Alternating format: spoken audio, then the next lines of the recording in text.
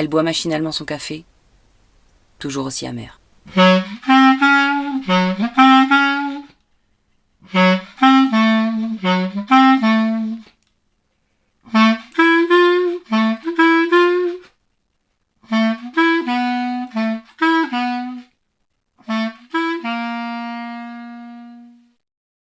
La revue Rue Saint-Ambroise et l'association Rue du Conservatoire vous proposent 30 minutes de porte-à-porte de Inès Daléry.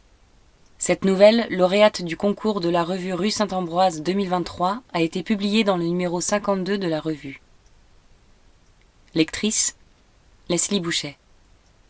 Musique, Charlie Nelson.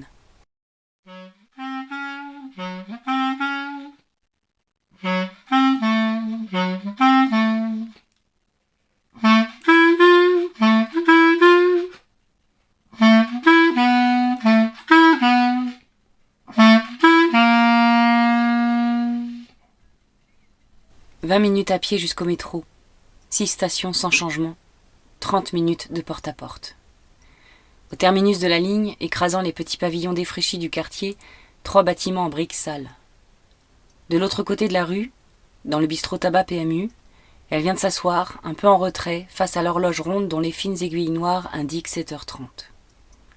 Les fesses et le dos collés à la moleskine rouge de la banquette à laquelle elle communique la chaleur de son corps.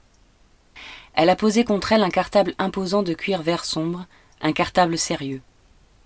Quand elle est entrée dans la salle, personne n'a remarqué la petite silhouette ronde en jupe beige, chemisier blanc et ballerine noire, ses cheveux bruns noués en catogan. Seul le patron lui a lancé distraitement « Un café ?» quand elle est passée devant lui. Elle attend. Elle reconnaît les signes.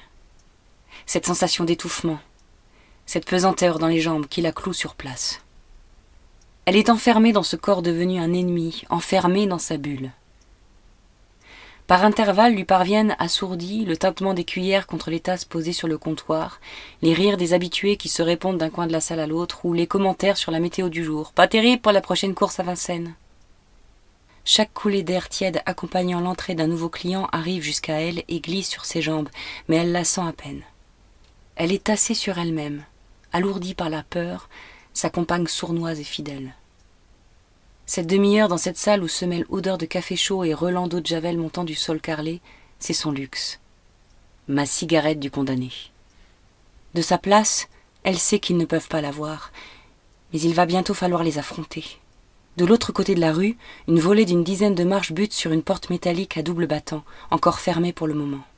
Tiens, la plaque avec l'inscription Collège Albert Camus a été nettoyée pendant le week-end. Elle sera bientôt taguée. La dernière fois, c'était Camus, mon cul. Poète à leur manière.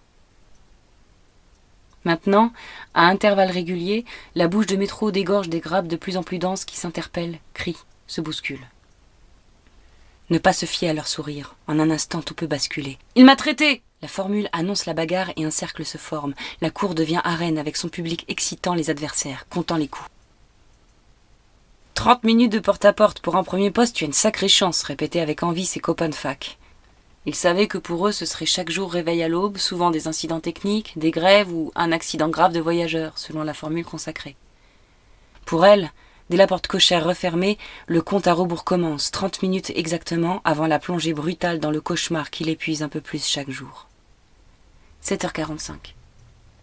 Les battements de cœur dans sa poitrine s'accélèrent. Sensation familière depuis le jour de la pré-rentrée dans la salle des profs. Les anciens se congratulaient, quelques mots sur les vacances, si loin, trop brèves, qui permettent juste de récupérer, vite connaître ses classes pour commenter les listes d'élèves, repérer les meneurs. Fais attention, ils sont capables de bousiller ton cours, de jauger en une fraction de seconde ta capacité de résistance et de trouver la stratégie qui mettra la classe de leur côté. Il faut tenir, c'est toi ou eux, tu es nouvelle, ils te testeront. Des paroles qui vibrent encore dans son corps, comme autant de coups qui la laissèrent sonner. Une étrangère parachutée, catapultée sur une planète hostile. Lui reviennent en mémoire les paroles de sa mère. Tu es studieuse, tu es faite pour être enseignante, et puis c'est parfait pour une femme quand elle a des enfants. Impression d'avoir été manipulée.